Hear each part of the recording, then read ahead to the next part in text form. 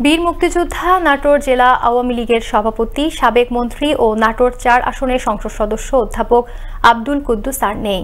ইন্না লিল্লাহি ওয়া ইন্না ইলাইহি রাজিউন। মৃত্যুকালে তার বয়স হয়েছিল ৭৭ বছর।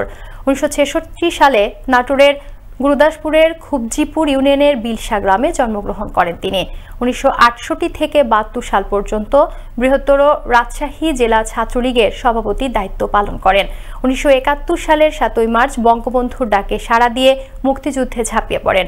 ১৯৯১ সালের জাতীয় নির্বাচনে তিনি প্রথমবার সংসদ সদস্য হন। তিনি মৎস্য ও প্রাণী সম্পদ মন্ত্রণালয়ের প্রতিমন্ত্রীর দায়িত্বে ছিলেন। তার নির্বাচনী এলাকা থেকে ৫ বার এমপি নির্বাচিত হন। ২৭ আগস্ট শ্বাসকষ্টজনিত রোগে নিজ বাড়িতে অসুস্থ হয়ে পড়লে ঢাকার ইউনাইটেড হাসপাতালে ভর্তি করা হয় তাকে। চিকিৎসাধীন অবস্থায় বুধবার সকাল ৭:৩০টায় শেষ নিঃশ্বাস ত্যাগ করেন তিনি।